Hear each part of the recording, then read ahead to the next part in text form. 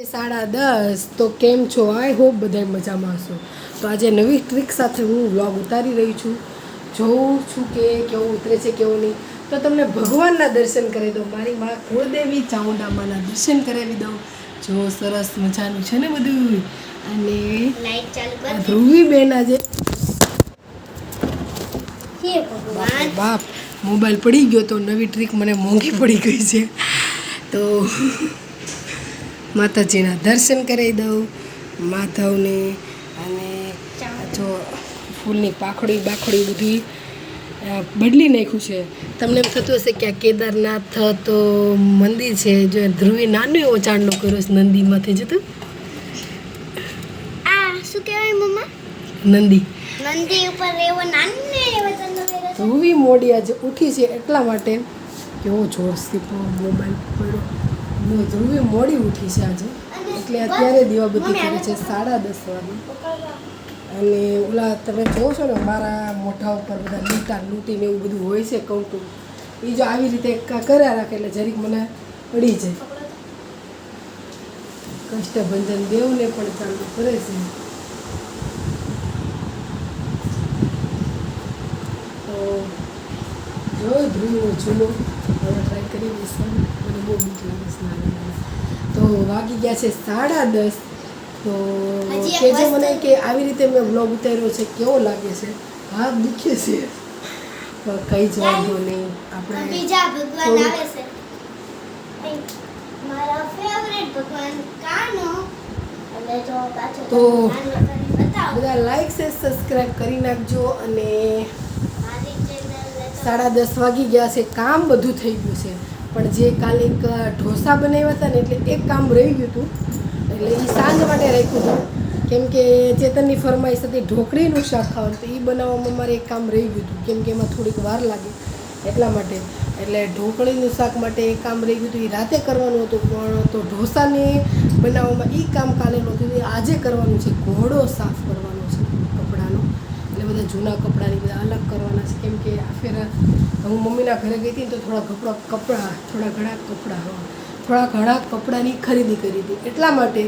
અને અત્યારે જમવામાં તો તમને કાલે કીધું હતું કે ખાલી ભીંડો પડ્યો છે. અને હા શાકભાજીમાં તો એમ તો દૂધી પડી છે પણ દૂધીનું તો ખાતા નથી એટલે આપણે ભીંડાનું શાક બનાવવાનું છે. અને થોડુંક વહેલું 10 મિનિટ જેટલું મારે ખોટી થવાનું છે પછી કામે લાગી જવાનું છે. ભીંડો સુધારવા મને એમાં થોડીક વાર લાગે એટલે મળીએ પછી. બની ગઈ છે તો હાલો જમવાની ચટણી મેં બનાવી છે. આમાં કંઈ જ નથી નાખ્યું. ખાંડેલું લસણ મીઠું અને થોડુંક 2 ચમચી જેટલું પાણી અને તેલ. જો આવી રીતે આ નીકળી છે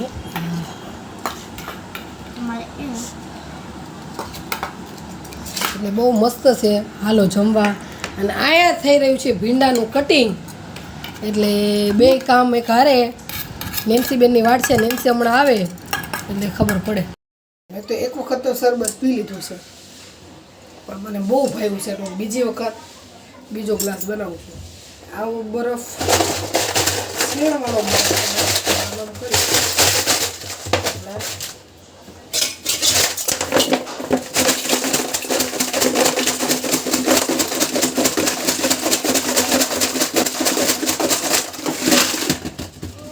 કણીવાળો બરફ થાય. ઓછો બરફ આવે ને ફટાફટ આપણે બની નાખશું.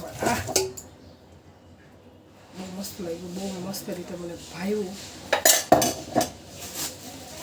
પપ્પા તમે છો નહીં નકર તમારું દિલ ગાર્ડન થઈ છે. મારા પપ્પાને છે ને ઓલરેડી ફુદીનાની વસ્તુ બહુ જ ભાવતી હતી. પપ્પા હોત તો બહુ મજા આવી જાય. તો એમના સિકંજી પાવ. અને આફ્ટર મેં એક વખત એમના ઘરે છે ને સિકંજી જ્યારે બહુ પહેલાં સિકંજી નીકળીને તો એક વખત મેં સિકંજી બનાવી અને પપ્પાને પીવડાવી હતી. આ ફુદીનાવાળી તો ટુ ગુડ છે. બહુ મસ્ત લાગે છે એટલે ફટાફટ મેં કીધું લાવ્યો. અને ભાવી છે એટલે એક ગ્લાસ વધારે. આપણે તો હું ફરક લીંબુનો વરસાદ કરી નાખ્યો છે. જે તમે પૂછી જશે અને પીવું હશે થોડું વધારે કરું. અને કંઈ થાય નહીં, મજા આવે. બહાર જતા હોય ને તો તડકો ન લાગે. એમાં બધું જ મેં નાખ્યું છે. આદુ નાખ્યું છે, સેજ કાળા મરી નાખ્યા છે, ધાણા નાખ્યા છે થોડાક. અને પછી આને હું મિક્સર આમાં ફેરવીશ ને.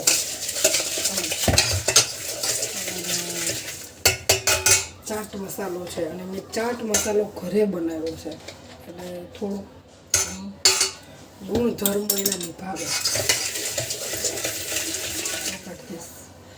માય સિકંજી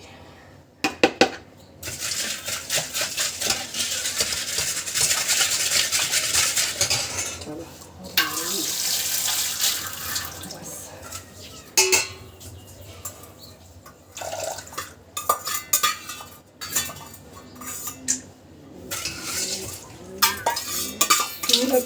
સુરત મળે એમાં દેખાય બરફના ઝીણ સુરત આવ્યું મળે. આપણે ચેતનનો ગ્લાસ લઈ લીધો છે.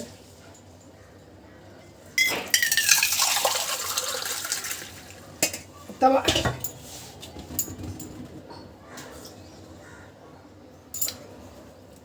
ઉતરતી હોય ને બોલાવી વાવાઝોડું અમદાવાદ. આજને 18 થઈ છે ને વાવાઝોડું સ્ટાર્ટ થઈ ગયું છે. ફૂલ વાવાઝોડું ઉપડ્યું છે. ધબાટી થઈ ગયું છે.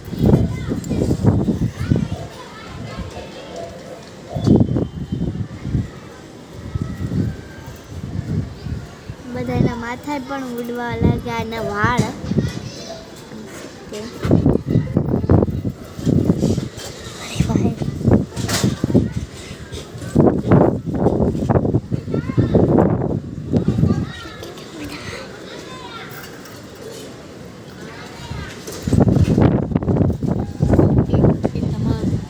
ઓલી સાઈડ ધૂળ ઉડવા માંડી.